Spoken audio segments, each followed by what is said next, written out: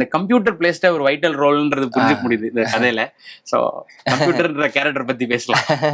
ஆக்சுவலா இது ஒரு லைஃப் ஜேர்னியா பண்ணணும்னு டிசைட் பண்ணிட்டு 2006ல ஆரம்பிச்சு இந்த ஒரு 27ல முடிக்கலான்றது மெயின் பிளாட்டா இருந்தது. அது காரணம் ஏன்னா நான் வளர்ந்த டைம். ஸோ என்னால நம்ம வளர்ந்த அந்த டைமை ரொம்ப ஆத்தென்டிக்கா நமக்கு தெரியும், அதனால உண்மையா சொல்ல முடியும்.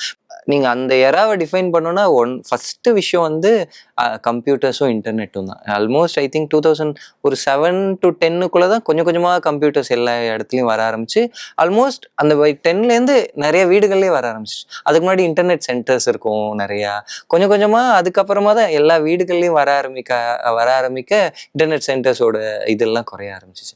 அப்புறம் இன்டர்நெட் அப்படியே வர ஆரம்பிச்சு, அப்புறமா ப்ராபப்ளி ஒரு 5 years லேட்டர் ஸ்மார்ட் ஃபோன்ஸ் வர ஆரம்பிச்சு. இப்போ இன்டர்நெட் வந்து எல்லாரும் யூஸ் பண்ற ஒரு ஸ்மார்ட் ஃபோனுன்றது வந்துருச்சு. ஸோ அப்படி எனக்கு அந்த கம்ப்யூட்டரும் இன்டர்நெட்டையும் நம்ம இந்த பீரியட்லேருந்து கதைய ஆரம்பிச்சு இந்த ஜேர்னியில் கொண்டு வரோம்னா ஃபர்ஸ்ட் டிஃபைனிங்கான விஷயமா கம்ப்யூட்டர் இருக்கு.